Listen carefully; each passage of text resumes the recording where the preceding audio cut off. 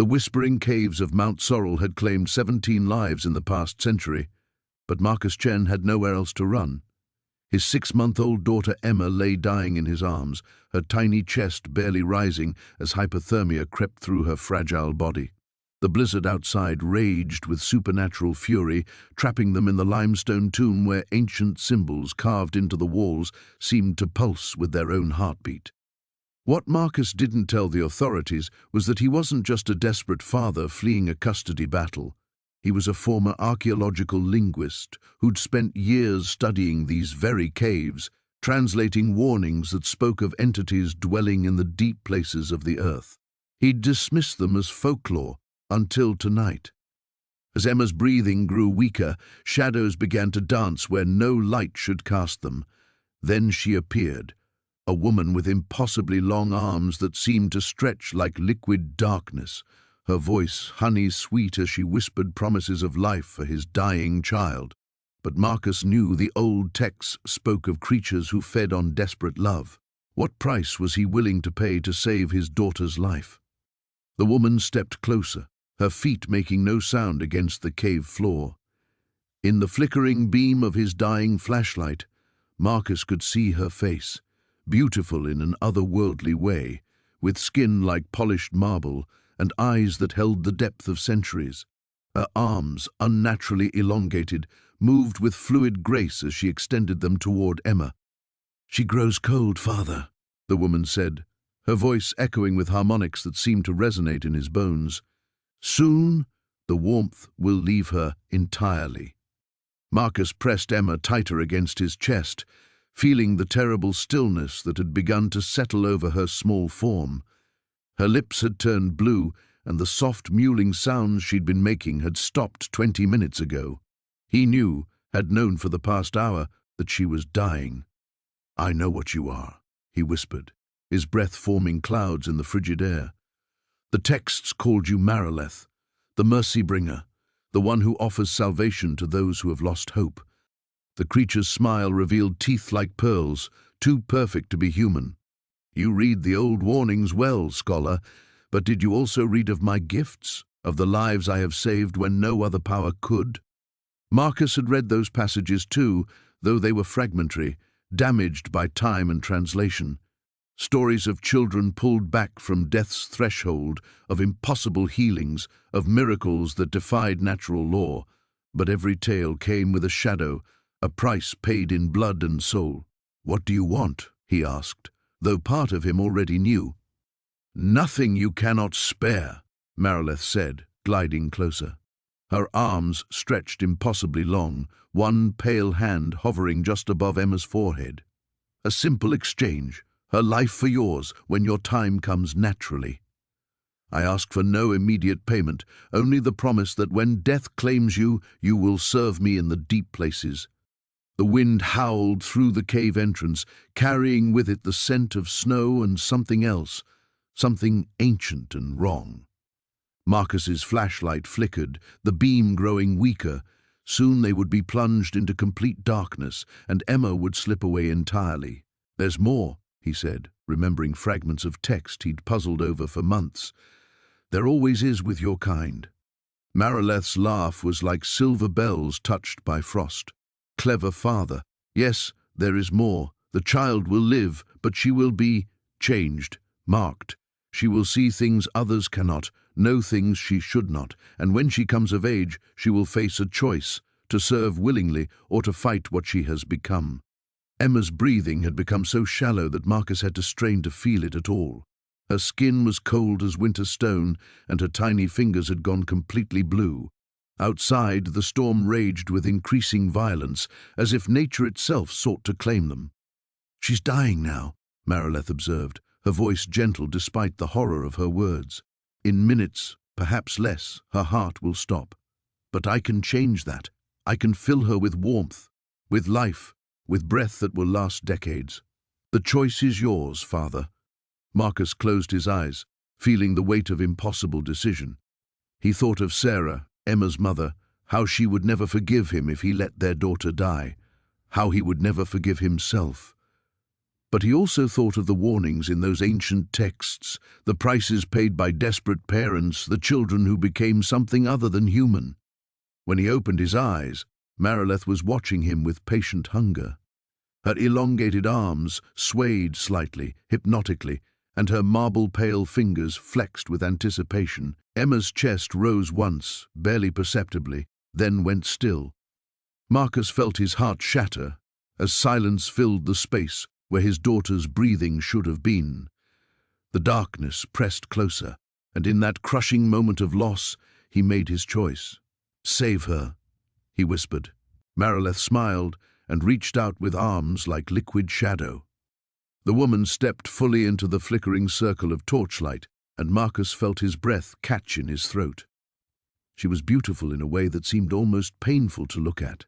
Ethereal features carved from moonlight and shadow, with skin so pale it appeared translucent. Her dark hair fell in waves past her shoulders, and when she moved, it seemed to float as if underwater. But it was her eyes that held him captive, deep violet, ancient beyond measure, containing depths that suggested she had witnessed the rise and fall of civilizations. "Please," Marcus whispered again, his voice cracking. "She's all I have left." The woman's gaze shifted to Elena, and something like sympathy flickered across her features. She approached with fluid grace, her bare feet making no sound on the stone floor. As she drew closer, Marcus noticed that she cast no reflection in the pools of water scattered throughout the cave. "A fever of the blood," she murmured, reaching out to touch Elena's forehead with fingers that gleamed like polished bone. "The same sickness that claimed her mother, I presume?" Marcus nodded, unable to speak. How could this stranger know about Sarah's death? He had told no one about the peculiar nature of the illness that had consumed his wife. The way her body had burned from within, how she had spoken in languages he didn't recognize during her delirium, the strange marks that had appeared on her skin just before the end. "The crimson wasting," the woman continued, her voice like silk over steel. "It runs in bloodlines, passed from mother to child. Your wife fought bravely against it, but in the end, biology claimed its due." "You knew Sarah?" Marcus's heart hammered against his ribs. A sad smile played at the corners of the woman's mouth. "I know many things, Marcus Thorne. I know that you've traveled 3 days to reach this place, guided by whispers and desperate hope. I know that you're a good man who has lost everything except this precious child, and I know that you would do anything, sacrifice anything, to save her." The truth of her words settled over him like a shroud. He would do anything. The realization should have terrified him, but desperation had burned away his capacity for fear. "Can you help her?" he asked. The woman's fingers traced patterns in the air above Elena's tiny form, and Marcus swore he saw faint luminescence follow in their wake. The baby's labored breathing seemed to ease slightly, though her fever still raged. "I can," she said simply, "but such intervention requires compensation. Money? I don't have much, but not coin." Her violet eyes fixed on his. "Power such as this demands a different currency entirely. To heal your daughter, to cleanse the crimson wasting from her blood permanently, I would need something far more precious." Marcus felt ice forming in his veins, despite the cave's warmth. "What?" The woman began to circle them slowly, her movements hypnotic. With each step, shadows seemed to gather around her like living things. "Your daughter will live. She will grow strong and beautiful, unmarked by the curse that killed her mother. She will know love, laughter, the simple joys of mortality." She paused directly in front of him. "But she will belong to me." "What does that mean?" "On her 18th birthday, she will return to this place. She will take my place in the darkness, and I will be free to walk in the world above once more." The woman's voice remained gentle, almost motherly. "It is not death I offer her, Marcus. It is transformation. She will become something greater than human, possessed of power beyond imagining." "Is that not a gift?" Marcus felt bile rise in his throat. "You're talking about stealing her soul." "I'm talking about saving her life." The woman's tone sharpened. "Look at her, father. How many hours does she have left? How many minutes? As if summoned by her words, Elena's breathing became more labored. Her tiny chest rose and fell in an irregular rhythm that made Marcus's heart clench with panic. The fever spots on her skin had darkened to an angry crimson. "There are no other options," the woman continued. "No physicians in your world can cure this affliction. Your God has already turned his face away. Why else would you seek salvation in a place like this? I am her only hope." Marcus closed his eyes, feeling tears track down his cheeks. 18 years. He could give Elena 18 years of life, of happiness, of all the experiences childhood and youth had to offer. Was that not better than watching her die here in his arms? "If I agree," he whispered, "will she remember? Will she know what's coming? She will live a normal life until the appointed time. The knowledge will come to her gradually in the final year, gentle as dawn breaking. She will understand her purpose." Elena's breathing hitched, and Marcus felt something inside him break completely. He looked up at the mysterious woman, seeing compassion and hunger warring in those ancient violet eyes. "Save her," he said. The woman's touch burned like ice against Marcus's skin as she guided him deeper into the cave's throat. Each step took them further from the dying light of the entrance, further from any hope of turning back. The baby's breathing had grown so shallow that Marcus had to press his ear to her tiny chest every few moments to confirm she still lived. "The old places remember everything," the woman murmured, her voice echoing strangely in the confined space. Every birth, every death, every desperate prayer whispered in the darkness. "Your daughter's suffering is not unique, but perhaps her salvation can be." Marcus stumbled over loose rocks, his legs weak from exhaustion and fear. "What do you mean? What is this place?" "Before your Christ, before your churches and your sterile hospitals, people came here when death circled close. The earth here is thin, worn through by centuries of need. Life and death dance together in these depths, and sometimes, for the right price, death can be convinced to look elsewhere." The passage opened into a vast chamber that seemed to breathe around them. Phosphorescent moss clung to the walls, casting an eerie green glow that revealed strange symbols carved deep into the stone. They looked old beyond measure, predating any civilization Marcus could name. Some appeared to writhe and shift when he wasn't looking directly at them. In the chamber's center stood a pool of water so dark it seemed to swallow the meager light. Steam rose from its surface despite the cave's chill, and Marcus caught the scent of something metallic and organic, like copper pennies left too long in rich soil. "The spring of echoes," the woman said, releasing his arm. "Here the boundary grows thin. Here bargains can be struck with forces that predate your understanding." Lily convulsed in Marcus's arms, her tiny body seizing as her breathing stopped entirely. Panic clawed at his throat as he felt for a pulse, finding only the faintest flutter beneath tissue-thin skin. "She's dying," he gasped. "Right now she's—" "Place her in the water," Marcus recoiled. "Are you insane? She'll drown!" The woman's laugh was like wind through dead leaves. "Child, look at her. Death already has its hooks in deep. The water cannot harm what is already beyond harm." Lily's lips had turned blue, her chest utterly still. Marcus pressed his face to hers, feeling no breath against his cheek. The monitors had been right. Her heart was failing, her lungs flooding, her small body finally surrendering to the defects that had plagued her since birth. "What will it cost?" he whispered. "The spring demands balance. A life freely given for a life freely returned. But the one who gives, their essence becomes part of the bargain. You would live but changed, marked, no longer entirely human." Marcus looked down at his daughter's still form, then at the dark water that seemed to pulse with its own rhythm.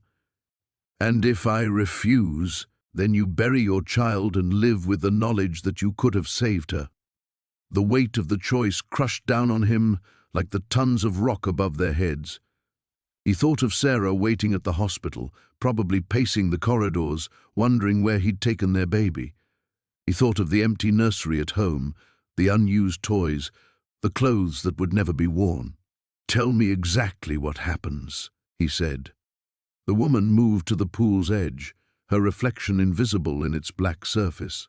"You enter the water with your daughter. The spring will take your human essence, your mortality, your limitations, your clean slate with death. In return, it will restore her life, repair her body, give her the chance to grow and thrive. But you—" She turned to face him, and he saw something ancient and terrible flicker behind her eyes. "You become something between, neither fully alive nor dead.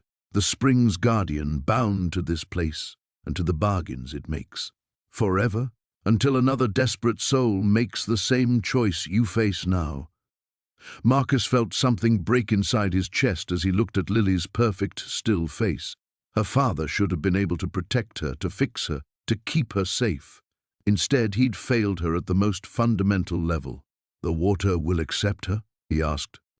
"The water will accept you both. But once you step in, the bargain is sealed.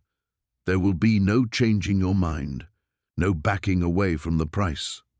The symbols on the walls seemed to pulse brighter, as if responding to his wavering resolve. Somewhere in the darkness beyond the chamber, he heard the sound of water dripping, marking time like a heartbeat, or like the seconds slipping away from his daughter's life.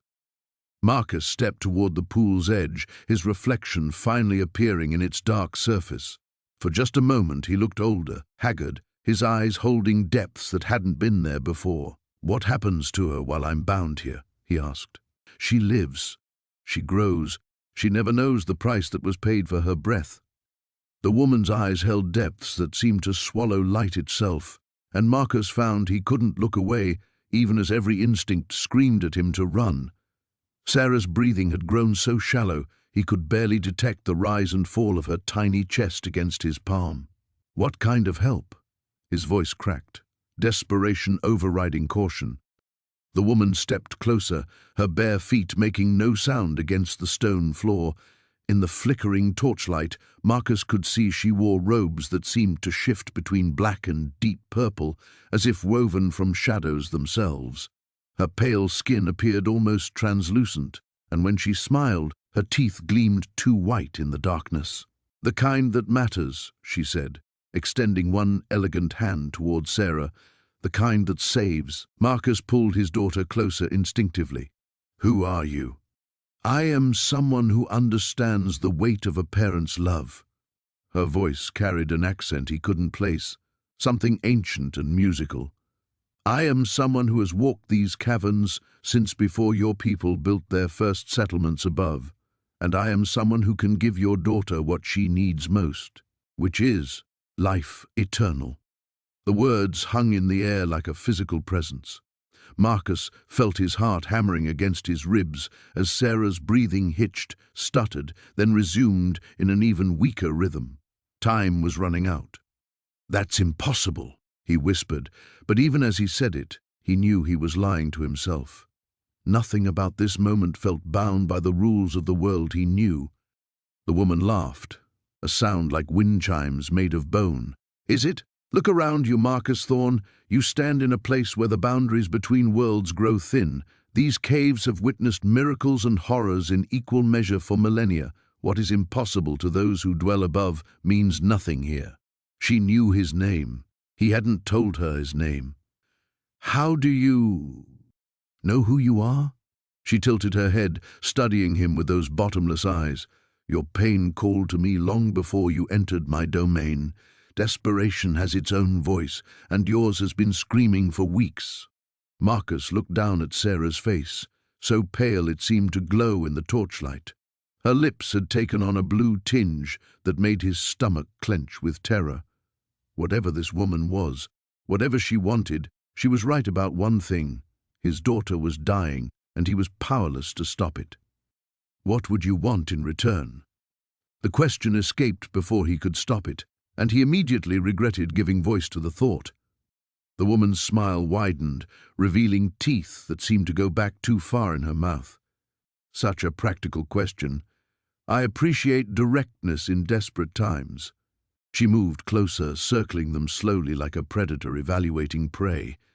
"Your daughter's illness is particular. The doctors above have no name for it because it doesn't belong to their world. She carries within her blood a gift that is killing her mortal form. A gift? Power, Marcus. Raw, untapped potential that burns through her fragile human vessel like acid through cloth. Without intervention, it will consume her completely within the hour. The woman stopped directly in front of him, close enough that he could smell something strange on her breath, ozone and copper and something sweetly rotten. But with the right modifications, that same power could sustain her forever. Marcus's mouth had gone completely dry. What kind of modifications? Nothing she would feel, nothing that would change who she is at her core. The woman's voice took on a hypnotic quality, each word carefully measured and soothing, simply a small alteration to allow her mortal form to contain what she already possesses. Think of it as upgrading a container too small for its contents. And your price? The woman's eyes gleamed. 7 years of service, nothing more. Service doing what? Helping others as I help you now. There are so many parents who find their way to these caves, Marcus. So many children who need saving. You would simply assist me in offering them the same choice I offer you now. It sounded reasonable, too reasonable. Every rational part of his mind was screaming warnings, but Sarah's breathing grew more labored with each passing second. Her skin felt cold against his chest, and when he looked down, her eyes had rolled back, showing only white. "She's dying," he said, his voice breaking completely. "Yes," the woman agreed softly, "but she doesn't have to." Marcus closed his eyes, feeling tears he'd thought long exhausted streaming down his cheeks. When he opened them again, the woman was watching him with something that might have been sympathy or hunger. "Do we have an accord, Marcus Thorne?" Sarah's breathing stopped entirely for 3 heartbeats before resuming with a wet, rattling sound that chilled him to his bones. "Yes," he whispered. "God help me, yes." The woman's smile could have lit the entire cavern. "God," she said gently, "has nothing to do with this." The woman's laughter echoed through the cavern like breaking glass, each note sharper than the last. Marcus clutched Emma closer, feeling her tiny chest rise and fall in irregular gasps that seemed to grow weaker with each passing second. "You speak of prices as if you have a choice," the woman said, her form becoming more solid in the flickering torchlight. Her skin held an otherworldly pallor, and her eyes, those ancient, knowing eyes, seemed to hold depths that hurt to look into. "Your daughter dies within the hour. I offer life. What price could be too high for that?" Marcus's throat constricted. He could feel Emma's fever burning through the thin hospital blanket, could hear the subtle wheeze that the doctors had warned him about, the sound that meant her lungs were failing. "What do you want?" he whispered. The woman stepped closer, her bare feet making no sound on the stone floor. She wore what appeared to be a dress made of shadow itself, shifting and flowing like liquid darkness. A simple thing. "A father's love is powerful magic, Marcus. It burns bright in you, brighter than most. I require that flame. I don't understand." "Your capacity to love her," the woman explained, her voice honey-sweet and terrible, "your ability to feel that overwhelming devotion, that instinct to protect, to sacrifice everything for her well-being. Give me that, and I will heal her completely. She will live a full, healthy life." Marcus stared at her, his mind reeling. "You want me to stop loving my daughter?" "Not stop. You'll simply be incapable of it. The emotion will be gone, as if it never existed. You'll care for her as one might care for a stranger's child, with duty perhaps, but without passion, without that consuming fire that brought you here tonight." The words hit him like physical blows. He thought of Emma's first smile, the way his heart had nearly exploded with joy, the countless nights he'd stood over her crib just watching her sleep, marveling that something so perfect could exist, the way his entire world had reorganized itself around her the moment she was born. "That's monstrous," he breathed. "Is it? She would live, Marcus. She would grow up healthy and strong. Yes, her father would be distant, but she would have a father. She would have a life. Friends, love, perhaps children of her own someday." Isn't that preferable to the alternative?" Emma stirred in his arms, letting out a weak cry that broke his heart. Her skin felt like paper, translucent and fragile. The doctors had given her days at most. "There has to be another way," he said desperately. "Something else you want." The woman tilted her head, studying him with those impossible eyes. "You could offer me your own life instead, a clean trade, your years for hers." Hope flared in his chest. "Yes, take it, take all of it. But then she would be an orphan, wouldn't she? Her mother is already gone, as I recall. Emma would live, but she would be alone in the world. Foster homes, strangers, a life of wondering why her father abandoned her. Is that truly better?" Marcus felt tears streaming down his face. Every option was a nightmare, every choice a different flavor of destruction. He looked down at Emma, whose breathing had become so shallow he could barely see her chest moving. "Please," he whispered, "there has to be something else." "Time grows short," the woman said, and now there was something almost like sympathy in her voice. "Choose quickly, or the choice will be made for you." As if summoned by her words, Emma went completely still in his arms. For a terrifying moment, Marcus thought she had stopped breathing entirely. Then she drew in a shuddering breath, so faint he felt it more than heard it. "How do I know you'll keep your word?" he asked. "You don't. But what other option do you have?" Marcus closed his eyes, trying to imagine it. Coming home to a house where Emma was just another person. Changing her diapers out of obligation rather than love. Watching her take her first steps with mild interest instead of overwhelming pride.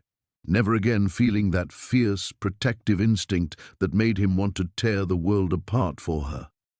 But she would be alive. She would laugh and play and discover the world.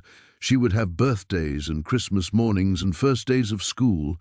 She would have a future, even if he couldn't properly love her through it. "The love you'd take from me," he said slowly. "What would you do with it?" The woman's smile was sharp and hungry. "That needn't concern you. Do we have a bargain?" Emma's breathing became even more labored, and Marcus felt time slipping away like sand through his fingers. In the distance he could hear something that might have been wind through the cave passages, or might have been whispering voices calling his name. His daughter was dying in his arms, and he was the only one who could save her. The woman's touch burned cold against Thomas's skin as she pressed something small and hard into his palm. When he looked down, he saw what appeared to be a seed, if seeds could be carved from obsidian and pulse with their own inner light. The thing was warm despite its appearance, and it seemed to vibrate against his flesh with a rhythm that matched his own heartbeat. "This is what you need," she whispered, her breath carrying the scent of earth and copper. "But first you must understand what you're truly asking for." Sarah stirred weakly in his arms, her breathing so shallow now that Thomas had to strain to detect any movement in her tiny chest. Panic clawed at his throat. Whatever this woman wanted to tell him, whatever warning she felt compelled to share, there wasn't time. His daughter was slipping away with each passing second. "Just tell me what to do," he said through gritted teeth. "Please." The woman's smile was neither kind nor cruel. It simply was, like the expression of a force of nature. "Place it beneath her tongue. The seed will take root, and your daughter will live. But know this, what grows from it will change her. The life I offer is not the same life she would have lived. Changed how?" The question escaped before Thomas could stop himself, though he wasn't sure he wanted to hear the answer. "She will be strong, stronger than any human has a right to be. She will heal from wounds that would kill others. She will live far longer than nature intended." The woman's eyes seemed to catch and hold the firelight, reflecting it back in ways that hurt to look at directly. "But she will also hunger for things that should not be hungered for. And, in her dreams, she will hear voices calling from places that exist between the spaces of the world." Thomas felt something crack inside his chest. Whether it was his heart or his resolve, he couldn't tell. Sarah's face was growing pale, taking on the waxy quality that spoke of approaching death. He had seen it before, in the hospital, in those final moments when the machines couldn't hide what was happening anymore. "Will she suffer?" His voice came out as barely more than a whisper. "She will be different. Different often means suffering in a world that fears what it cannot understand. But she will be alive, and she will have choices, even if they are not the choices you might have wished for her. The cave seemed to pulse around them, as if the very walls were breathing. Thomas could hear something in the distance, a sound like rushing water, though he knew there was no stream nearby. Or perhaps it was wind, though the air in the cave remained still. The sound seemed to be coming from everywhere and nowhere at once. "What about you?" he found himself asking. "What do you get from this bargain?" The woman's smile widened, revealing teeth that were too white and too sharp. "I get to keep a promise I made long ago, and perhaps when your daughter is grown and her true nature begins to manifest, she will remember where her gift came from. She may even choose to honor the debt." What debt? But even as he asked, Thomas felt he already knew the answer would be something he didn't want to hear. The debt of a life freely given, not yours. That would be too simple, and this magic requires willing participation. No, the debt will be hers to pay when she is old enough to understand what she owes. Sarah's breathing hitched, and for a terrifying moment it stopped entirely. Thomas pressed his ear to her chest and heard only the faintest flutter of a heartbeat, irregular and weak. Time was running out, had already run out, was measured now in moments rather than minutes. "I'll do it," he said, the words coming out in a rush before he could reconsider. "Whatever the price, whatever this means for her future, I'll do it. Just save her, please." The woman nodded, and there was something almost like approval in her ancient eyes. "Hold her mouth open." Thomas's hands shook as he gently parted Sarah's lips. They were already growing cold. The seed felt impossibly heavy in his other hand, as if it contained the weight of all the choices he wasn't making, all the different futures he was discarding with this single decision. "Once it's done, it cannot be undone," the woman warned. "Are you certain this is what you want?" Thomas looked down at his daughter's face, memorizing every detail. The curve of her nose, the way her lashes rested against her cheeks, the small birthmark just below her left ear that the doctors had said would fade as she grew older. If she grew older. "I'm certain," he lied, and placed the seed beneath Sarah's tongue. The moment it touched her, the cave filled with a sound like singing glass, and the darkness around them began to dance. The woman's laughter echoed through the cavern like broken glass, each note scraping against Marcus's nerves. He clutched Emma tighter, feeling her small chest rise and fall in rapid, shallow breaths that seemed to grow weaker with each passing moment. "You speak of prices as if you have choices," the woman said, stepping closer. In the flickering torchlight, her features seemed to shift and blur, never quite settling into a fixed form. "Your daughter dies within the hour. I offer life. What price could possibly be too high?" Marcus backed against the cave wall, the rough stone cold through his jacket. "What do you want from me?" "From you?" "Nothing." Her smile revealed teeth that gleamed too white in the darkness. "But from her," she gestured toward Emma with one pale finger. "7 years of service when she comes of age, 7 years to repay the debt of borrowed time. Service to what? To whom? To the old powers that dwell beneath, to the things that were here long before your kind learned to speak or build their little fires." The woman's form seemed to waver, becoming translucent for a moment before solidifying again. She would be well cared for, fed, clothed, educated in ways your world cannot imagine. Emma's breathing hitched, and for a terrifying moment Marcus thought it had stopped entirely. Then she drew another ragged breath, but it was weaker than before. Her lips had taken on a blue tinge that made his heart race. "I can't," he whispered. "I can't trade away her future." "Then watch her die." The woman began to turn away, her form already starting to fade. "Watch her slip away in this cold place, knowing you could have saved her." "Wait!" The word tore from his throat. Emma's eyes had rolled back, showing only white, and her tiny hands had gone limp. "Wait, please!" The woman paused, half turned toward the deeper shadows of the cave. "Yes?" Marcus stared down at his daughter's face, so pale it seemed almost translucent. Her breath came in tiny gasps now, barely perceptible. He thought of Sarah, of how she'd looked holding Emma for the first time, tears of joy streaming down her face. What would she want him to do? What would she say if she were here? But Sarah wasn't here. Sarah was gone, and Emma was dying, and he was alone with an impossible choice. 7 years, he said, his voice barely audible. You said 7 years. What happens after that?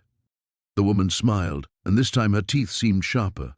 After 7 years she returns to your world, changed, perhaps, but alive, educated, powerful. Powerful how? She would know things, see things, understand the spaces between what your kind calls reality. The woman moved closer again, her footsteps making no sound on the stone floor. She would never be sick again, never be weak, never be prey to the small cruelties of mortal flesh. Emma convulsed in his arms, her back arching as she struggled for air that wouldn't come. Marcus felt something break inside his chest, a snapping sensation like a branch under too much weight. Do it, he gasped. Save her, please. The woman nodded and approached, extending her hands. Give her to me. No. The ritual must be performed properly. Give her to me. With shaking hands, Marcus lifted his daughter toward the pale woman. As their fingers touched, a shock of cold ran up his arms, so intense it burned. The woman took Emma gently, cradling her against what should have been a chest, but felt more like empty air. She began to speak in a language Marcus didn't recognize, words that seemed to writhe in the air like living things. The temperature in the cave dropped further, and his breath began to steam. The torchlight flickered wildly, casting dancing shadows on the walls that looked almost like reaching hands. The woman's voice grew louder, more insistent, and Emma's body began to glow with a soft, pearl-like radiance. The blue tinge faded from her lips, and her breathing deepened, became stronger. Color returned to her cheeks. But something else was changing too. Emma's hair, which had been the same dark brown as Marcus's own, began to lighten, taking on an almost silver quality. Her skin grew paler, more translucent, and when her eyes opened, they were no longer the bright blue they'd been since birth, but a deep, endless black. It is done, the woman said, holding Emma out to him. She lives. The debt is marked upon her soul. Marcus took his daughter back, relief flooding through him as he felt her strong, steady heartbeat against his chest. But, as he looked down at her transformed features, he felt a chill that had nothing to do with the cave's temperature. Emma looked up at him with those new, dark eyes, and for just a moment he could have sworn he saw something ancient and knowing looking back. The torchlight flickered against the cave walls as Marcus cradled Elena, her tiny chest barely rising and falling. 3 days had passed since the woman's bargain, and his daughter's condition had grown worse instead of better. The mysterious figure had vanished after their agreement, leaving only cryptic words about patience and trust echoing in the darkness. "Where is she?" Marcus whispered, his voice cracking. Elena's skin felt paper-thin beneath his trembling fingers, her pulse so faint he had to press his ear to her chest to hear it. The cave seemed to mock him with its silence, offering only the steady drip of water somewhere in the depths. A sound made him look up, footsteps, but not human ones. The rhythm was wrong, too measured, too deliberate. Something scraped against stone, like claws or bone dragging across the rough surface. Marcus pulled Elena closer, his heart hammering as shapes began to emerge from the shadows. They were children, or had been once. Their faces were pale as moonlight, eyes black as the void between stars. They moved with an eerie grace, their limbs too long, joints bending at impossible angles. Their mouths hung open slightly, revealing teeth that gleamed like shattered glass in the torchlight. "Don't be afraid," came the woman's voice, though she remained unseen. "They were like your Elena once, dying, desperate. Their parents made the same choice you did." Marcus scrambled backward, clutching his daughter. "What did you do to them?" "I saved them." The woman materialized from the darkness, as if stepping through a curtain. Her beauty remained striking, but now Marcus could see the wrongness beneath it. The way shadows clung to her skin, the way her eyes reflected light like a predator's. They live forever now, beyond the reach of death, beyond pain. The pale children began to circle them, their movements synchronized like a grotesque dance. One reached out toward Elena, and Marcus saw that its fingernails had grown into curved talons, black and sharp.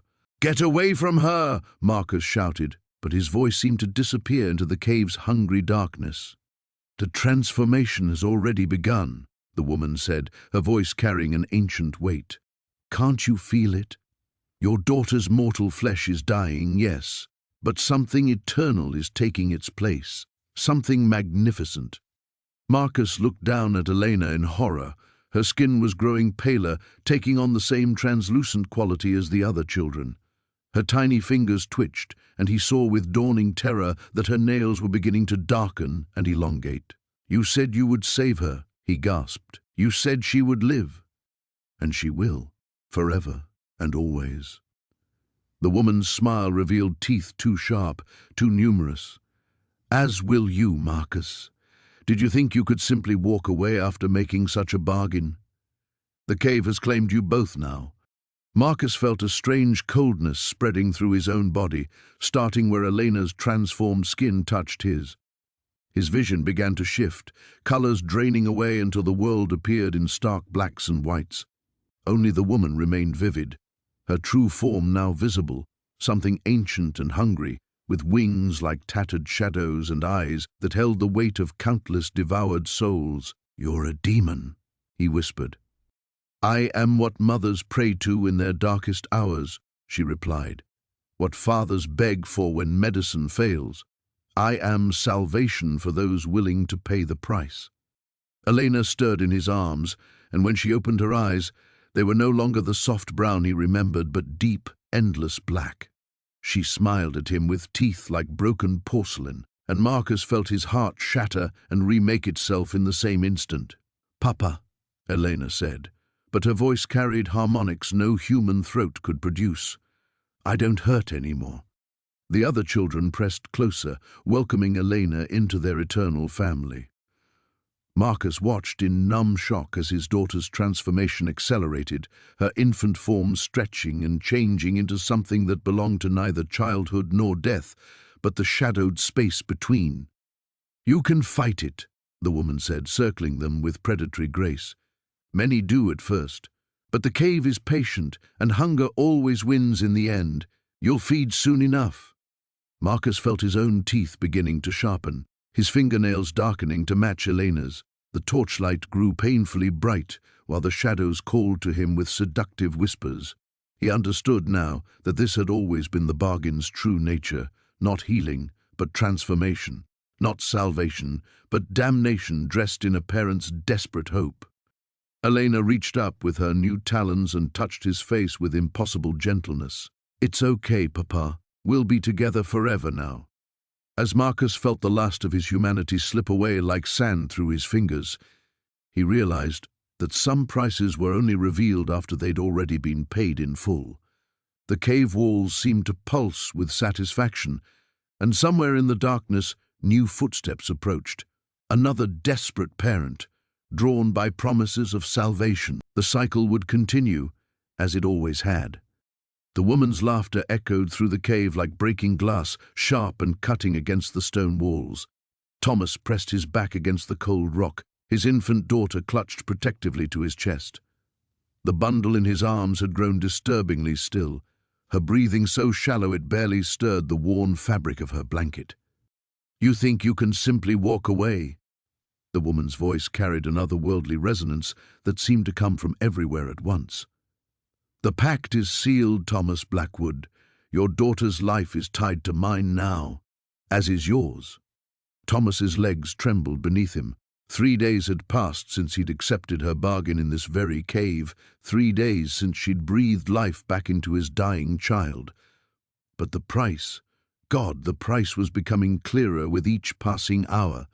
The things she demanded of him in his dreams, the way shadows seemed to follow him during daylight, the growing hunger for something he couldn't name. "What are you?" he whispered, his voice barely audible above the steady drip of water somewhere in the darkness. She stepped forward, and for the first time, pale moonlight streaming through a crack in the cave's ceiling illuminated her fully. Thomas's breath caught in his throat. Her skin was alabaster white, almost translucent, with dark veins visible beneath like a spider's web. Her eyes were pools of midnight, reflecting no light, and her hair moved as if underwater despite the stillness of the air.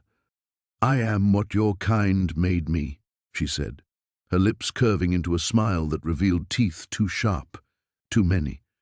"Centuries ago, when your ancestors burned women like me at the stake, calling us witches, demons, abominations. But death was not my ending, Thomas. It was my becoming." The infant in his arms stirred, letting out a weak cry that echoed strangely in the cavern. The woman's attention snapped to the child, her expression softening with an unsettling maternal hunger. "She grows stronger," the woman observed. "Can you feel it? The life I gave her courses through her veins, but it is not mortal life, not anymore." Thomas looked down at his daughter's face. In the dim light, her skin seemed paler than before, and when she opened her eyes, they reflected the darkness like tiny mirrors.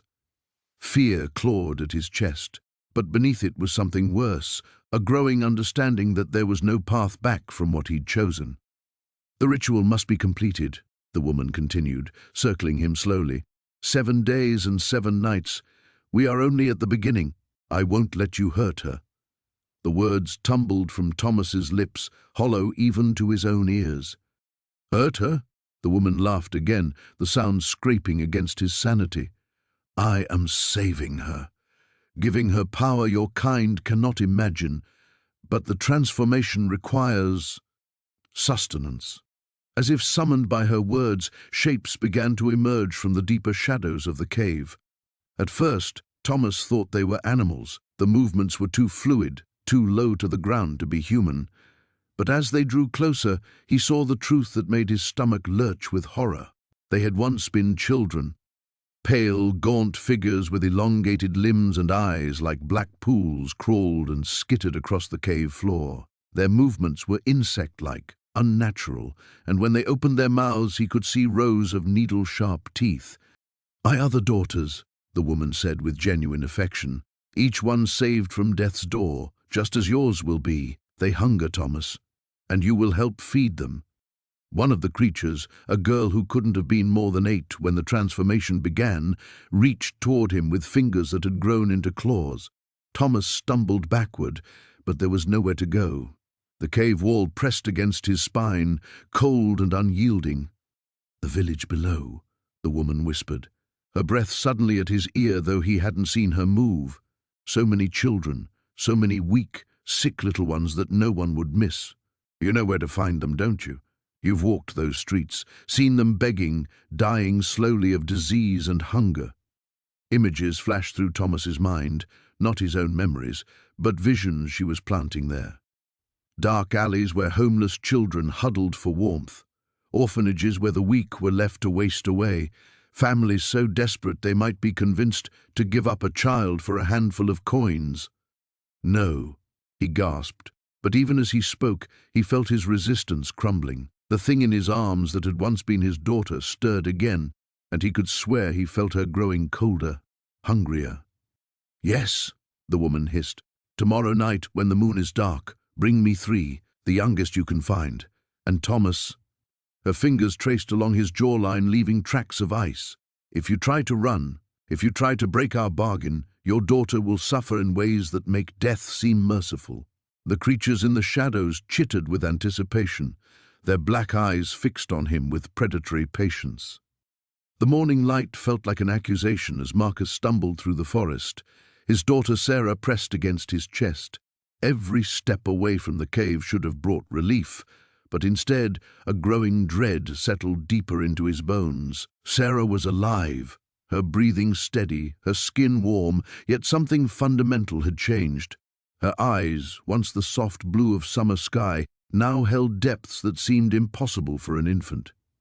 Behind him, the woman who called herself Vera moved with unsettling grace through the undergrowth.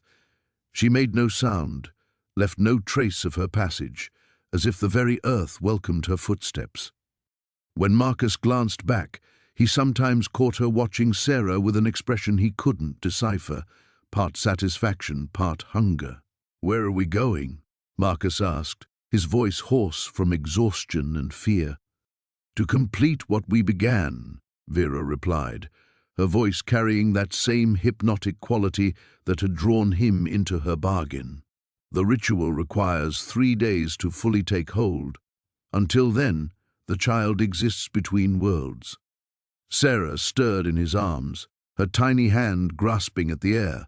For a moment, Marcus swore he saw shadows respond to her movement, twisting and coiling around her fingers like living things. He blinked, and they were gone. The path Vera led them down seemed to shift when he wasn't looking directly at it.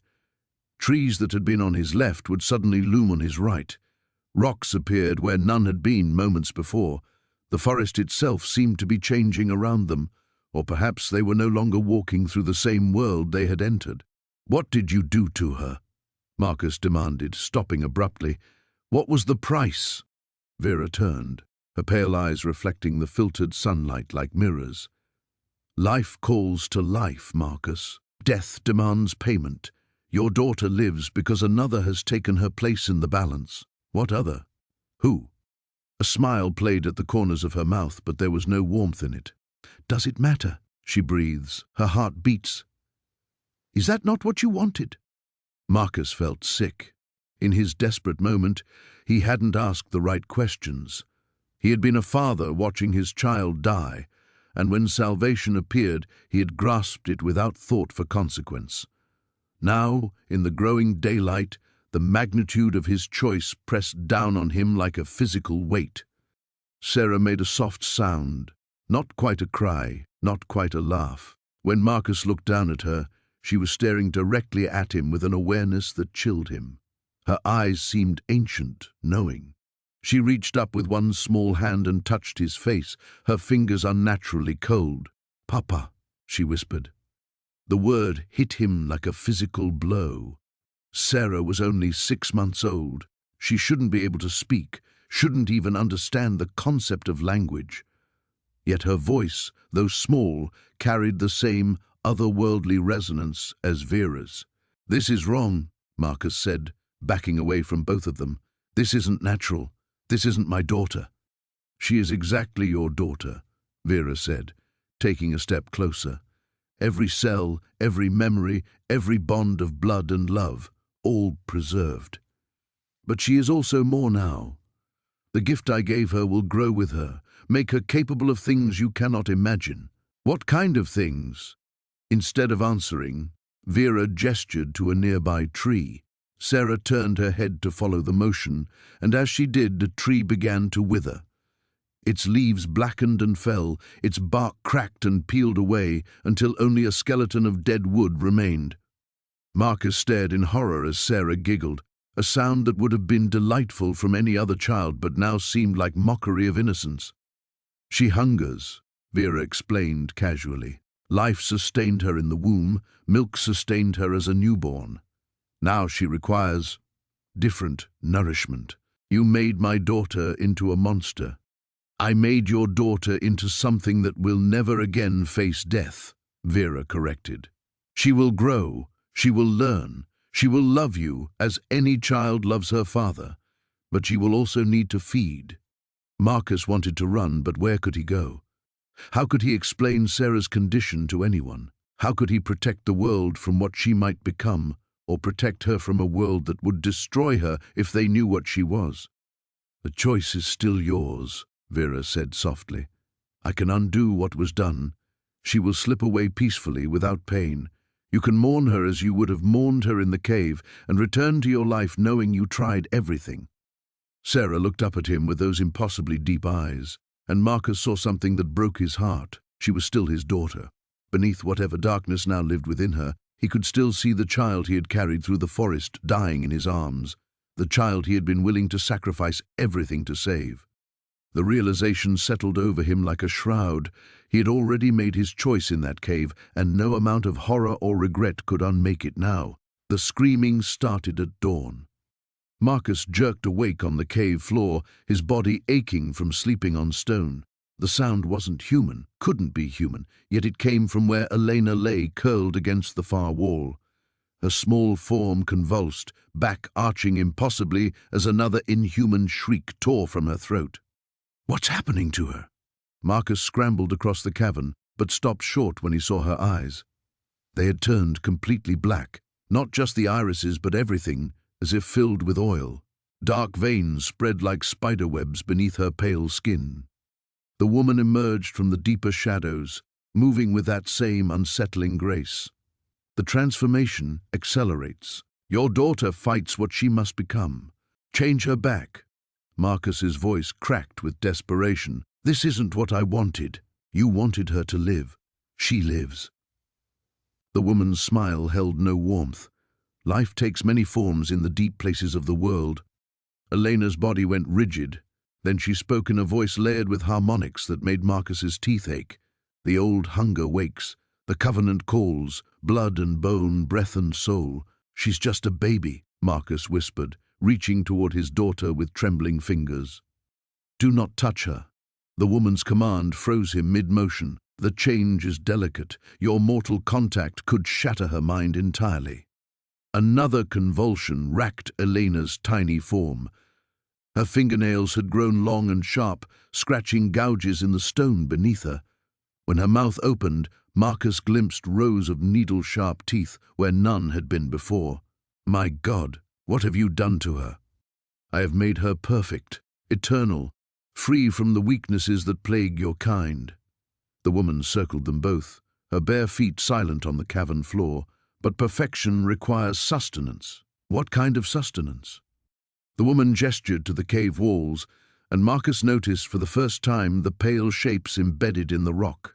Bones, hundreds of them, pressed into the stone like fossils. Some were clearly animal, but others. The deep hunger cannot be satisfied with common food. She will need to feed as we feed. Elena's black eyes fixed on Marcus, and for a moment, recognition flickered there. Papa, she whispered in her own voice, small and frightened. Papa, I'm scared. Marcus lunged forward despite the woman's warning, gathering his daughter into his arms. Her skin felt cold as marble, but she was his Elena, his baby girl. The black receded from her eyes, leaving them their normal blue. It's okay, sweetheart. Daddy's here. But even as he held her, he felt the wrongness in her small body. Her heart beat too slowly. Her breathing was barely perceptible. When she nestled against his chest, those sharp teeth grazed his skin. The hunger will grow stronger, the woman said. Soon, maternal instinct will be overwhelmed by older, deeper needs. She will drain you first, because you are closest. Because she loves you. There has to be another way. Marcus tightened his grip on Elena. You said I could leave. Take her away from here. Leave, yes. But the cave is not a prison, it is a sanctuary. Beyond these walls, the world of light will burn her new flesh. The sounds of humanity will drive her mad. She belongs to the deep places now. Elena stirred in his arms, and when she looked up at him, her eyes were black again. Hungry, Papa. So hungry. A small hand pressed against his throat, fingers surprisingly strong. Marcus felt his pulse throbbing beneath her palm, and somewhere in his daughter's transformed features he saw anticipation. Feed her, the woman commanded. A small taste. She must learn control, or she will drain you completely when the hunger peaks. I won't let her become a monster. She already is a monster. The question is whether she becomes a controlled one or a rabid beast. The woman moved closer, her presence making the air itself feel heavy. Your blood will sustain her for now. Teach her restraint. Show her love even as she feeds. It is the only way she retains any humanity. Elena's grip on his throat tightened. Her breathing quickened, and a low growling sound emerged from her chest. The black veins under her skin pulsed with their own rhythm. Marcus closed his eyes, feeling the weight of his impossible choice. In saving Elena's life, he had damned them both. But she was still his daughter, still the child he would do anything to protect. Even this. How much? He whispered. Enough to satisfy. Not enough to kill, You will learn the difference." The woman's voice held something that might have been sympathy. "Love always requires sacrifice, Marcus. You simply sacrifice more than most." Elena's teeth found his throat, sharp points of pressure against his skin. In the moment before she bit down, she whispered one last word in her own voice: "Sorry." The darkness of the cave seemed to pulse with anticipation as Marcus surrendered to what his daughter had become. The screaming started at dawn.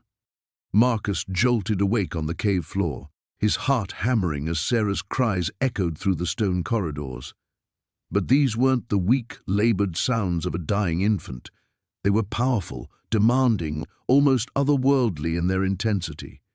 He scrambled to where she lay in the makeshift nest of his jacket and froze. Sarah's eyes had changed completely. The cloudy film of impending death was gone, replaced by irises so dark they seemed to absorb light. Her tiny fists clenched and unclenched with surprising strength, and when she looked at him, Marcus felt a chill run down his spine. There was something ancient in that gaze, something that didn't belong in a 6-month-old child. "The transformation has begun." Seraphine's voice drifted from deeper in the cave. She emerged from the shadows like smoke-given form, her pale skin luminescent in the dim light. "She will need sustenance soon." "What kind of sustenance?" Marcus asked, though part of him already dreaded the answer. He lifted Sarah, surprised by how much heavier she felt, how her small body radiated an unnatural warmth. "Life force," Seraphine said simply. "She must feed to complete the change, or she will burn herself out from within. The dark gift is not easily contained in mortal flesh." The words hit him like physical blows. "You said she would live. You didn't say she would become whatever this is." "I said she would not die. That promise I have kept." Seraphine's expression remained impassive, but Marcus caught a flicker of something, regret, satisfaction, in her obsidian eyes. "Did you think salvation came without cost? Did you believe you could cheat death and walk away unchanged?"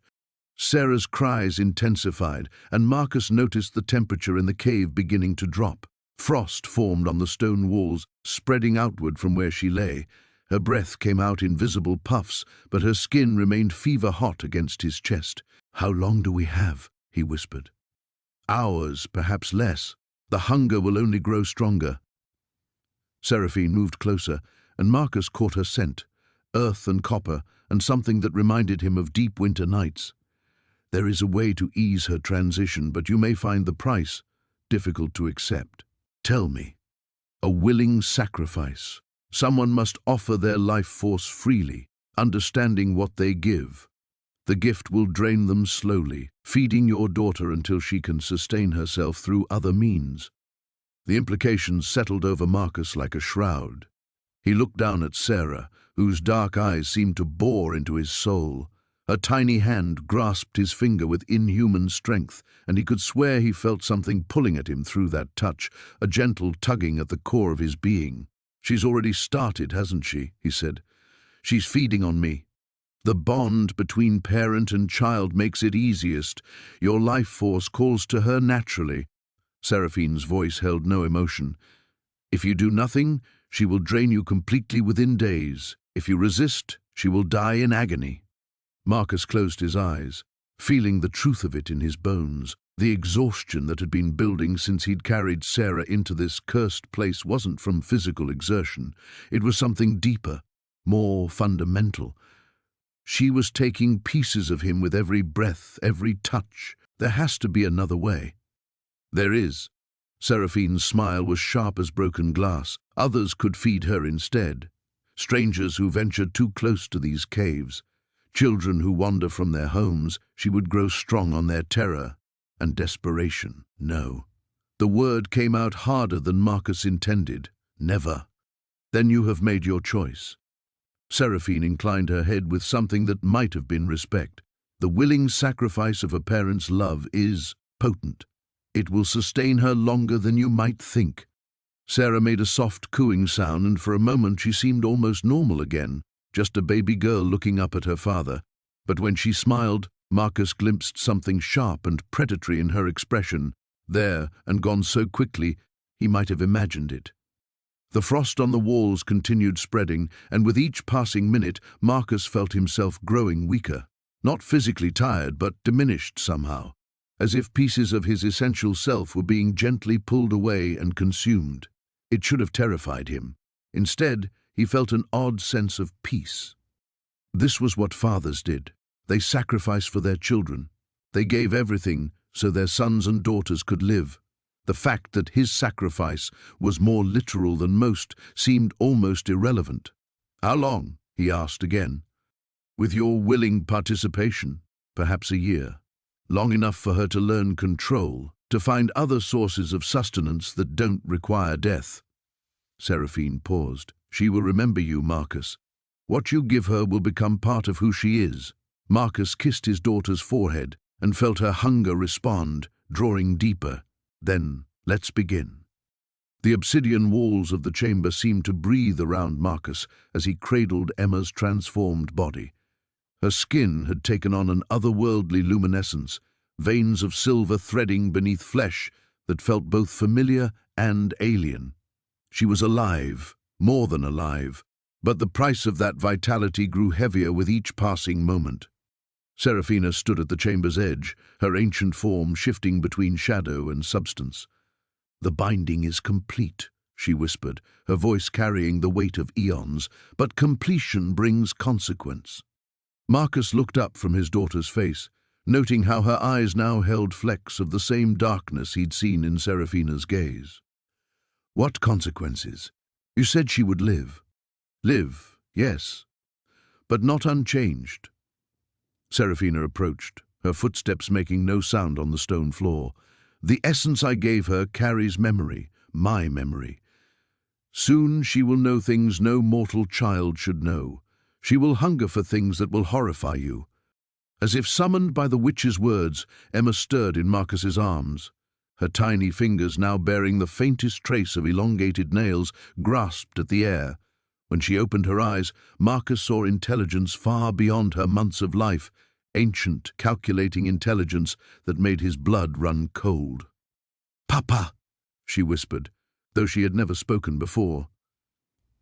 The word came out perfectly formed, but underneath it lay harmonics that seemed to resonate from somewhere deep and terrible. "I'm so hungry." Marcus's hands trembled. "Hungry? I can feed you, sweetheart. I have formula in the bag." Emma's laugh was like breaking glass. "Not that kind of hungry, Papa. I need more." Her gaze drifted past him to Seraphina. "I remember now. I remember the taste of starlight and the songs of dying worlds." Seraphina nodded solemnly. "It begins.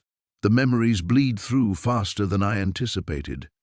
Your daughter now carries fragments of my existence within her. She has lived through the fall of civilizations, the birth of nightmares, the whispered secrets of the void between stars. Change her back." Marcus stood abruptly, clutching Emma to his chest. "This isn't what I wanted. This isn't my daughter anymore." "She is your daughter," Seraphina replied, her form solidifying as shadows coalesced around her. "But she is also something more. The bargain cannot be undone, Marcus. Life for life, essence for essence. She lives because part of me now lives within her." Emma reached up with one small hand and touched Marcus's face. Where her fingers made contact, he felt a sudden rush of visions, galaxies burning, creatures of impossible geometry dancing in cosmic winds, the screams of reality itself being torn asunder. He jerked back, gasping. "I see so much, Papa," Emma said, her voice now carrying multiple tones, as if several entities spoke through her infant throat. "I see the hunger that drove Mother Seraphina through centuries of searching. I see the desperate soul she's claimed, the bargain she's made, and I see what's coming for us." "What's coming?" Marcus demanded, turning back to Seraphina. "What else haven't you told me?" The witch's expression grew troubled. "The transformation has attracted attention. There are others, entities, that feed on such changes, that hunt those who carry stolen essence. They sense what your daughter has become, and they are coming to claim her." As if summoned by her words, a sound echoed through the cave system. a howling that seemed to come from everywhere and nowhere at once. It was not entirely animal, nor entirely human, but something far worse than either. "The harvesters," Serafina breathed. "They move faster than I thought possible. We must leave this place immediately." Marcus looked around the chamber desperately. "Where can we go? How do we escape from things like that?" "There is a place," Serafina said, already moving toward a passage Marcus hadn't noticed before.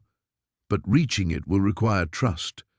You must allow me to guide you through paths that exist between reality and nightmare. Your daughter's transformation has made such travel possible, but also necessary." Another howl echoed through the caves, closer now.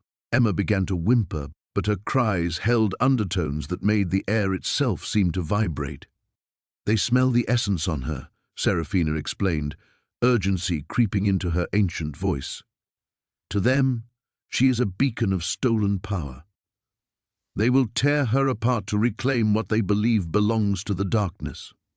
Marcus felt something fundamental break inside him as he realized the true scope of what he had unleashed. His desperate desire to save Emma had not only changed her beyond recognition, but had painted a target on her that might never be erased. "Come," Serafina commanded, stepping into the hidden passage. "Hesitation now means death for all of us." As the howling grew louder and more numerous, Marcus followed the witch into darkness deeper than anything he had ever imagined, carrying his transformed daughter toward an uncertain sanctuary. Behind them, the sounds of pursuit grew ever closer. The screaming started at dawn. Marcus bolted upright in his makeshift bed, heart hammering against his ribs as the sound tore through the cave like a living thing.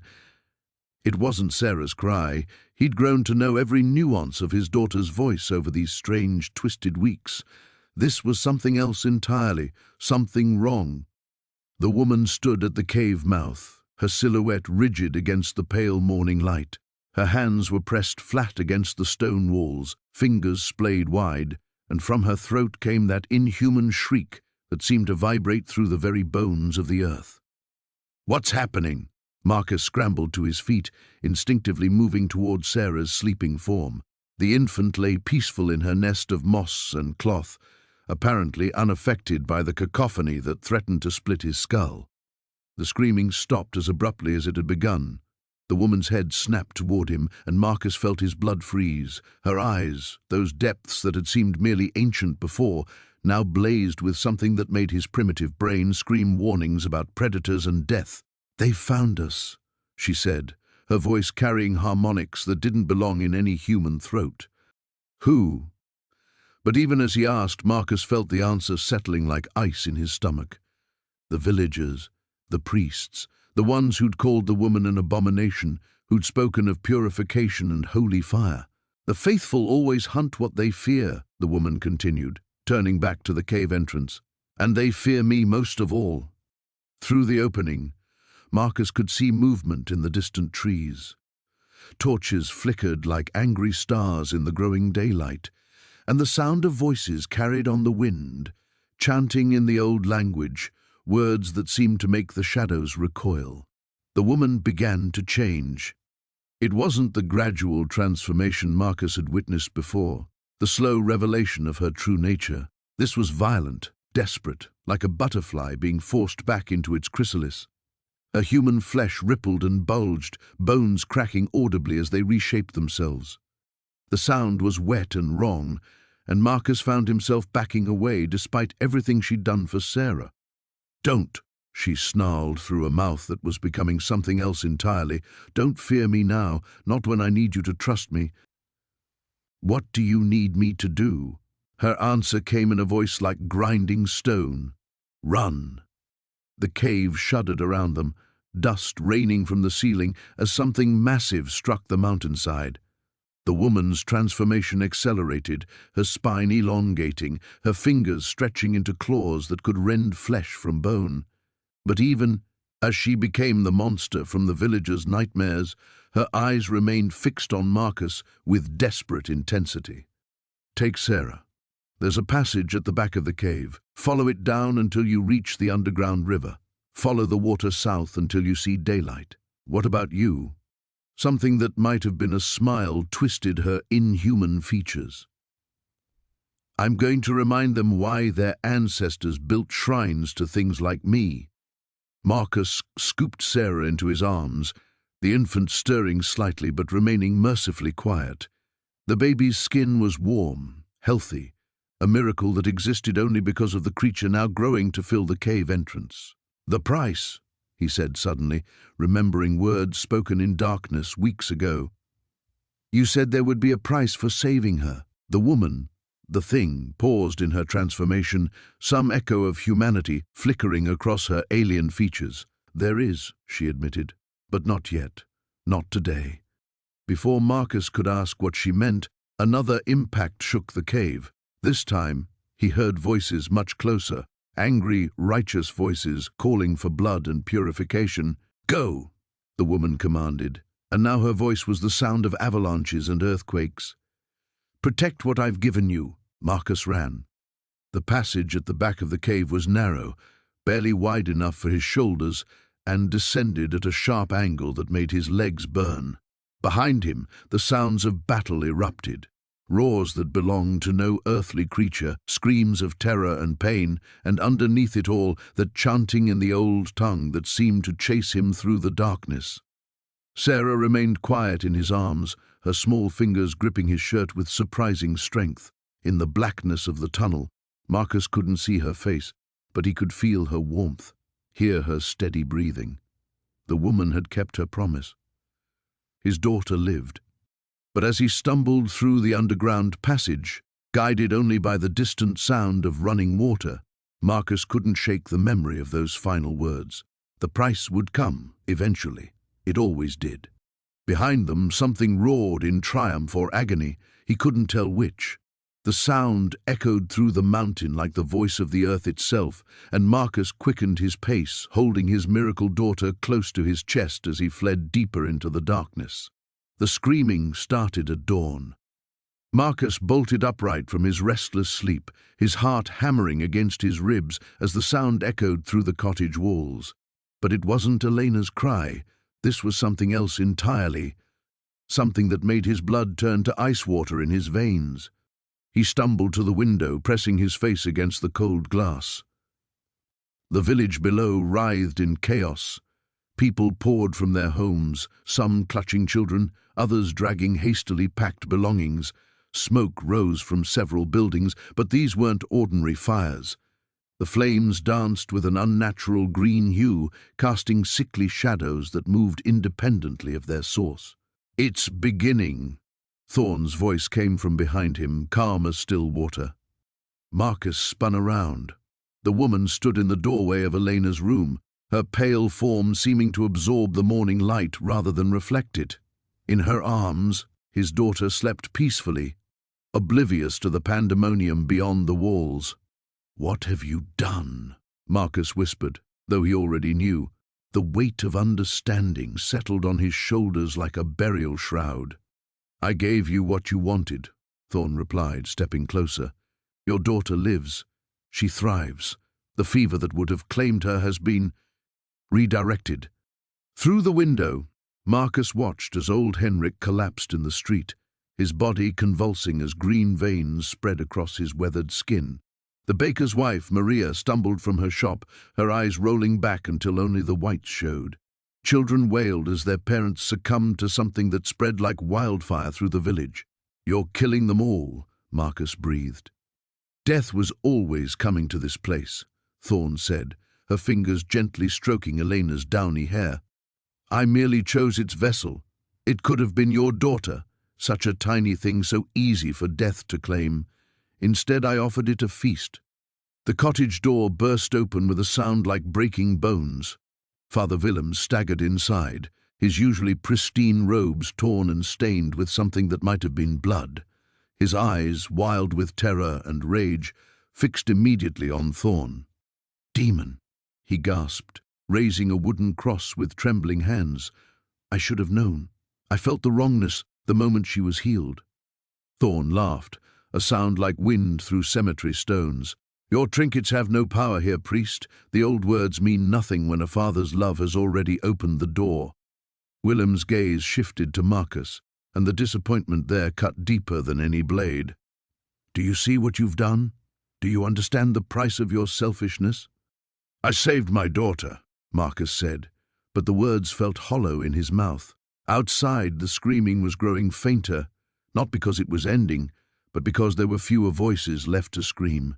You condemned them all, Willem shot back. Every soul in this village damned for the life of one child. One innocent child, Thorn corrected, her voice taking on an edge that made the air itself seem to sharpen. While your God watched and did nothing, I acted. I preserved purity at the cost of corruption. Is that not justice? Willem began to chant in Latin, the ancient words flowing from his lips like water. For a moment, the shadows in the room seemed to recoil, and Thorn's form wavered like smoke in a strong wind. But Elena stirred in her arms, making a soft sound of distress, and Thorn's substance solidified once more. The child is mine now, she said simply, bound by her father's choice. Your prayers cannot break what love has forged. The priest's chanting faltered, and Marcus saw defeat creep into the old man's eyes. Outside, an unnatural silence had fallen over the village. No birds sang, no insects buzzed, even the wind had died away, as if nature itself held its breath. There is still time, Willem said, his voice barely above a whisper. The binding is not complete. You can still choose differently, Marcus. You can still save what remains. Marcus looked at his daughter, so peaceful in the demon's arms. Her cheeks were pink with health, her breathing steady and strong. Everything he had wanted, everything he had prayed for, was right there before him. What would it require? He asked, and immediately regretted the question. Thorn's smile was radiant and terrible. Nothing you would be willing to give. The father who would trade his daughter's life for strangers was never worthy of her in the first place. Willem made one last desperate lunge forward, but Thorn simply stepped backward into the shadows of the doorway and vanished, taking Elena with her. The priest crashed into empty air and fell heavily to the floor. In the silence that followed, Marcus could hear something new, a sound like massive wings beating somewhere far overhead, growing closer with each passing moment. The real darkness was only just beginning to descend. The screaming started before dawn. Marcus jolted awake in the musty cabin, his heart hammering against his ribs. The sound wasn't human. It was something far worse, a keening wail that seemed to come from the earth itself. Through the grimy window, he could see the forest writhing in unnatural darkness, shadows moving against the wind. Lily sat bolt upright beside him, her eyes wide with terror. It's starting, isn't it? The final binding. He nodded grimly, pulling on his boots. 3 days had passed since they'd fled the cave. 3 days of researching the ancient texts they'd stolen from the woman's lair. What they'd discovered made his blood run cold. The pact he'd made wasn't just about saving Emma, it was about opening a doorway. His daughter was meant to be a vessel, a living key to unlock something that had been imprisoned for centuries. We know what we have to do, Marcus said, checking the weapons they'd gathered. Iron blessed by 3 different faiths, salt from the Dead Sea, and most importantly, the obsidian dagger they'd found wrapped in rotting cloth. According to the texts, it was the only thing that could sever the binding, but using it would require a sacrifice. The screaming intensified, and through it he could hear something else. Emma's laughter, high and sweet, echoing from the direction of the cave. They moved through the forest like ghosts, avoiding the twisted creatures that now roamed freely in the darkness. The woman's influence was spreading, reality bending around her presence. Trees grew backwards into the ground, their roots clawing at the sky. Animals walked on 2 legs, their eyes replaced by swirling voids. As they approached the cave, Marcus saw her standing at the entrance. Emma, but not Emma. His daughter's body had grown taller, her features sharper. Dark veins pulsed beneath her translucent skin, and when she turned to smile at him, her teeth were black as coal. "Hello, Daddy," she said in a voice like breaking glass. "I've been waiting for you." Behind her, the cave mouth had expanded into a gaping maw. Inside, Marcus could see the woman's true form, no longer the desperate mother she'd appeared to be, but something ancient and terrible. Her body was a writhing mass of shadows and sinew, with too many limbs and eyes that burned like dying stars. "You cannot stop what has already begun," the woman's voice echoed from within the cave. "The door is opening. Soon my children will walk freely in your world." Lily stepped forward, raising the blessed iron. "We'll see about that." The thing wearing Emma's face laughed, a sound that made the very air shiver. "You think those trinkets can harm us? We are beyond your small mortal weapons." But Marcus had read the texts. He understood now what the woman truly was, one of the fallen, cast down eons ago and bound by laws older than civilization. She was powerful, yes, but not omnipotent. There were rules she had to follow, prices that had to be paid. "The pact was made under false pretenses," he said, his voice steady despite the terror clawing at his chest. "You lied about what you were, about what you wanted. That voids the contract." The shadows around the cave entrance writhed angrily. "You offered freely. You begged for my help. I offered to save my daughter's life, not to give her soul to darkness." Marcus pulled out the obsidian dagger, its surface drinking in the dim light. "And I'm taking her back." The woman's shriek of rage split the night. The thing that looked like Emma lunged forward, but Lily was ready. The blessed iron caught it across the chest, leaving a smoking wound. Black ichor splattered the ground, hissing where it fell. Marcus ran toward the cave, dodging the tendrils of shadow that lashed out at him. The woman's true form reared up as he approached, her multiple mouths opening to reveal rows of needle-sharp teeth. "You will not take what is mine," she howled. "She was never yours," Marcus replied, raising the dagger.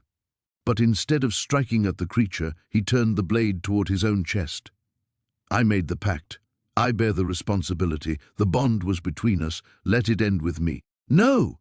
Lily's scream echoed behind him. The dagger pierced his flesh, and immediately he felt the dark connection that had been growing inside him since the night in the cave. It was a thread of shadow wrapped around his soul, binding him to the woman's will. As his blood flowed over the obsidian blade, he could feel it beginning to fray. The woman's form convulsed. "What are you doing?" Breaking the chain, Marcus gasped, pushing the blade deeper. The pain was excruciating, but with each drop of blood the binding weakened. "You can't have her. You can't have either of us." Around them, the cave began to collapse. The door between worlds, held open by the power of the pact, started to close, and somewhere in the chaos, Marcus heard it, Emma's real voice crying for her father. The binding snapped like a broken wire, and everything went white. The cave trembled as Marcus held Elena close, her small body warm against his chest for the first time in what felt like an eternity. But the woman, the thing that had been Vera, writhed in the shadows beyond the altar, her form shifting between human and something far more ancient and terrible. "You cannot break what was sealed in blood," she hissed, her voice echoing from multiple throats. "The child belongs to the darkness now, as do you." Marcus backed away from the altar, feeling the rough cave wall against his shoulders. Elena stirred in his arms, her eyes fluttering open, clear and bright, no longer clouded with fever. She looked up at him and smiled, and his heart nearly shattered with relief and terror in equal measure. "She's mine," he whispered, then louder, "She's my daughter. I won't let you have her." The shadows around Vera began to coalesce, forming shapes that hurt to look at directly, writhing tentacles of pure darkness, faces that belonged to no earthly creature. The temperature in the cave plummeted, and Marcus's breath came out in visible puffs. "Look around you, fool," Vera snarled. "Do you see the bones? The countless fathers who came before you, who made the same bargain, who thought they could outwit forces older than human memory." Marcus did see them now, scattered remains littering the cave floor, some ancient and crumbling, others disturbingly recent. His stomach lurched as he recognized a child's skull among them, small and delicate. They all believed their love was stronger than the pact, Vera continued, her form growing larger, more monstrous. They all learned otherwise. Elena began to cry, not the weak, labored sounds of her illness, but the healthy wails of a normal infant. The sound gave Marcus strength, reminded him why he was here, why he had risked everything. "There has to be another way," he said desperately. "Take me instead. I made the bargain, not her." Vera's laughter was like breaking glass. "Oh, Marcus. Sweet, naive Marcus. Did you think this was about taking one or the other?" Her eyes gleamed with malicious delight. "This was never about Elena dying. This was about you choosing to damn her soul.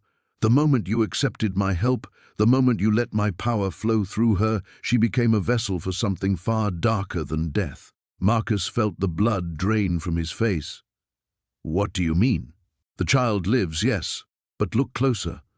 Look with eyes unclouded by desperate hope." Against every instinct, Marcus looked down at Elena. At first, she seemed perfect, healthy color in her cheeks, bright eyes, strong movements.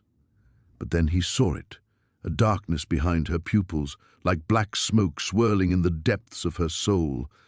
When she smiled at him, her expression held a knowing quality no infant should possess. "No," he breathed. "She will grow, and she will seem normal to the world," Vera said, her voice now coming from Elena's tiny mouth as well as her own. "But she will be mine, a bridge between worlds, a doorway I can use to bring my kind into your realm. In time, she will father children of her own, and they too will carry this gift." "Did you think salvation came without cost?" Marcus clutched Elena tighter, his mind racing. There had to be a way out, a loophole, something Vera hadn't considered. He thought of his wife Sarah, waiting at home, praying for their return. He thought of the life they had planned, the future they had dreamed of for their daughter. "The binding requires consent," he said suddenly, remembering fragments of old stories, half-forgotten folklore his grandmother had whispered. Continuous consent. Vera's eyes narrowed. "What are you saying?" "I consented to save her life, but I never consented to damn her soul. The bargain was incomplete." He was grasping at straws, but he saw a flicker of uncertainty cross Vera's inhuman features. "You accepted my help. You took my power into yourself and passed it to the child." "Under false pretenses," Marcus pressed. "You never told me the full cost. A contract made through deception has no power." The shadows around Vera writhed more violently. "Mortal rules do not apply here." "Don't they?" Marcus took a step forward. "This place exists between worlds. You said so yourself. That means the rules of both worlds have power here, and in my world, fraud voids any agreement." For a moment, the only sound was Elena's soft breathing and the distant drip of water somewhere in the cave's depths. Then Vera threw back her head and screamed, a sound that seemed to come from the very foundations of the earth. "You think you're clever," she snarled, "but there are other ways to claim what is mine, other bargains to be made." Marcus felt the cave floor shift beneath his feet and realized with growing horror that Vera was right. Even if he had found a loophole, even if he could save Elena's soul, they were still trapped in this place with a creature that had existed since before humanity learned to fear the dark. The ancient cave trembled as Marcus clutched his dying son against his chest, the child's breath barely a whisper against his neck. 17 chapters of torment had led to this moment. The final reckoning with the shadow woman who had promised salvation at a price he was only now beginning to understand. "The choice must be made," she hissed from the darkness that seemed to writhe around her like living smoke. "Your son's life hangs by the thinnest thread. Soon, even my power cannot hold back death's claim." Marcus felt the baby's heartbeat flutter weakly against his palm. 3 days of fever, of watching helpless as his child faded, had brought him to this cursed place where desperate fathers came to bargain with entities that should not exist. The woman, if she could be called that, had emerged from the cave's depths like a nightmare-given form, her pale skin luminescent in the eternal twilight, her black eyes holding the weight of centuries. "What exactly are you asking of me?" Marcus whispered, though he feared he already knew. Her smile revealed teeth like broken glass. "Life for life, as it has always been. Your son will live, will grow strong and healthy, will know joy and love and all the precious moments you dream of giving him. But when his natural time comes to pass, not for many decades, I promise you, his soul will belong to me. And when your own death arrives, you will take his place in the darkness, serving as I have served, making bargains with other desperate souls." The baby's breathing hitched, and Marcus felt panic claw at his throat. "There has to be another way, some other price." "There is no other currency that matters," she replied, circling them like a predator. "I was once like you, a mother watching her child slip away. I made the same choice you face now.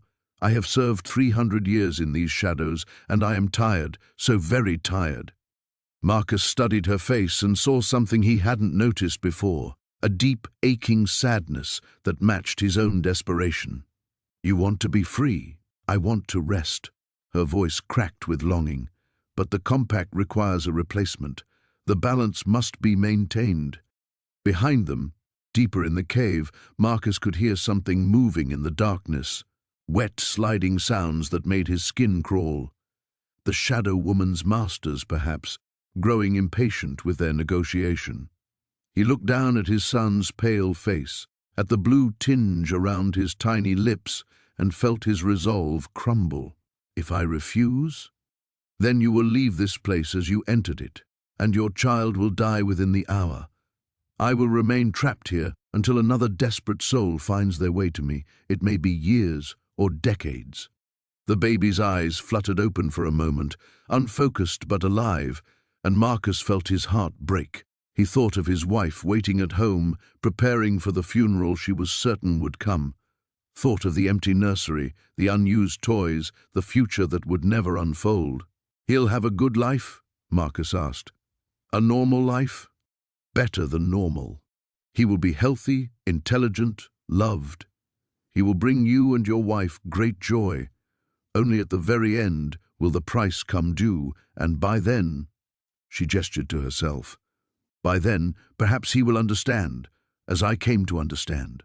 Marcus closed his eyes and made his choice. Yes, the word escaped him like a prayer or a curse. The Shadow Woman stepped forward and placed one pale hand on the baby's forehead. Light, not warm and golden, but cold and blue as starlight, flowed from her fingers. The child's breathing immediately steadied, his color returning with supernatural swiftness.